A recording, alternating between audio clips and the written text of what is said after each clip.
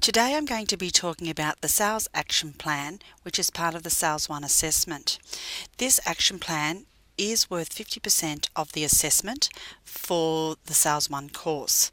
The assessment is based around the scenario of you being a Fisher & Paykel sales account manager or representative, and you are looking at selling in a Fisher & Paykel integrated built-in dishwasher to Harvey Norman.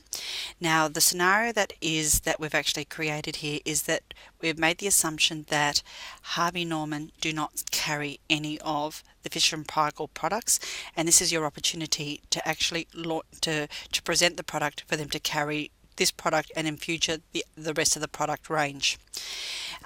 Based on this, I've given you the model that we'll be basing the assignment on. My apologies. And it is the Fisher & Paykel dish drawers, which is the DD60D17. Now, what I've provided also is some background information so that you don't have to go searching too far for the information, and this has all been created, so it's not actual fact, but the cost price of the dishwasher is $799. The recommended retail price of the dishwasher is $1,249. We're offering a 1% discount for settlement within 14 days. If the customer or Harvey Norman purchases 10 or more dishwashers in one order, they get an extra 5% discount.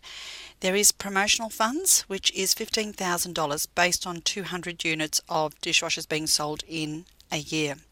If they only sell 100 units, the promotional funds will be reduced to $7,500. If they sell more, the promotional funds will actually increase by an extra $7,500. For the purpose of this activity, we are looking to achieve the sales of 200 dishwashers in the first year.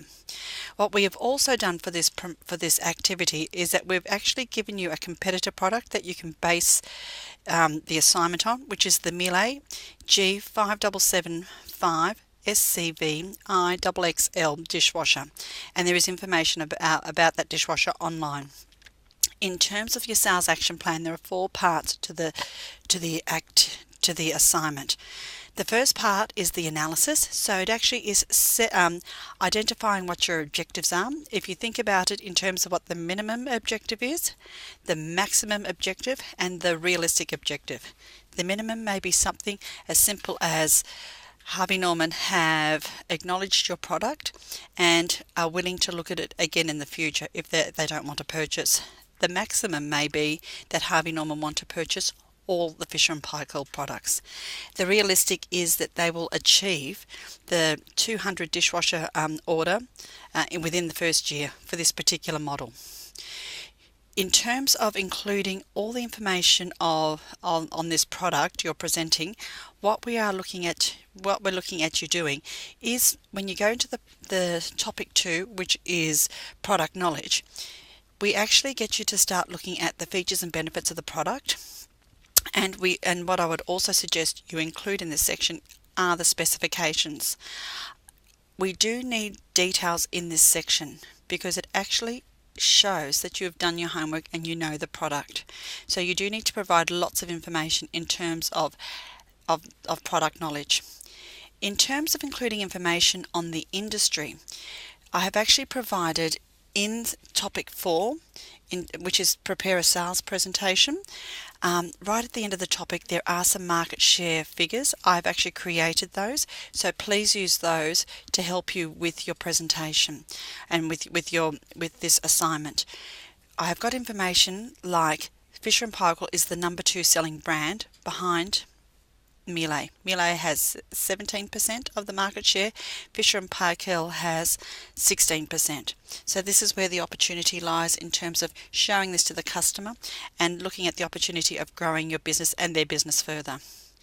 In terms of including the information of one major competitor, as I said, we are basing it on just the Miele in this instance, and you do need to find out all the features and benefits of the Miele product as well as their specifications. In order to be a good salesperson, you do need to know your competitor products, whether it's one product or all their products, so that you are in a position to actually answer any queries and be able to present your product in a more favourable light. The fifth thing in this first section is actually providing 5 possible objections with an appropriate answer for each objection. What you need to do is actually have 5 reasons why they may not buy the Fisher & Paykel product, not 5 questions, because that's not an objection. That's actually just, clarifying points and wanting to know more information. So be sure that you actually look at possible objections. This is actually covered in topic 5. In terms of section 2, the follow-up, we're looking at the after-sales service of the product. We do cover this in topic 6, which is support post-sales activities, and also the second part, which is providing continuous service for new products coming onto the market.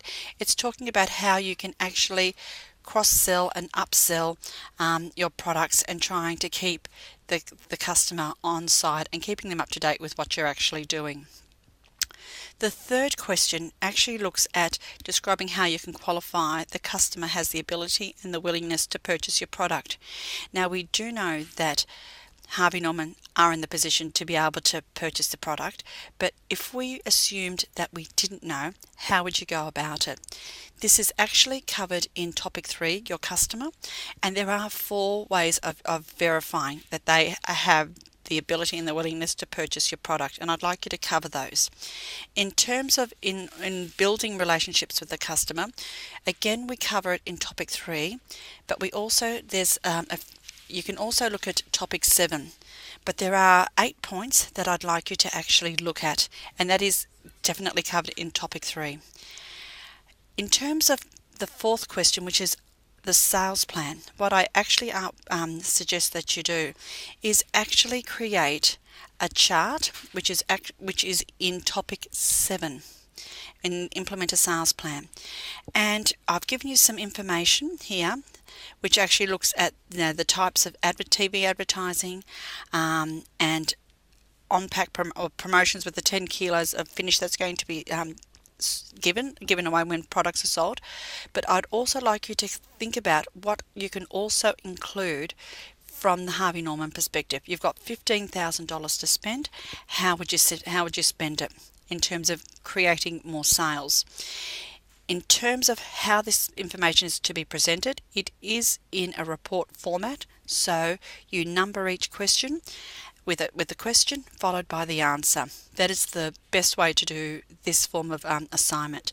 If you have any questions, don't hesitate to give me a call and I'll try and answer them for you. Good luck with your assignment.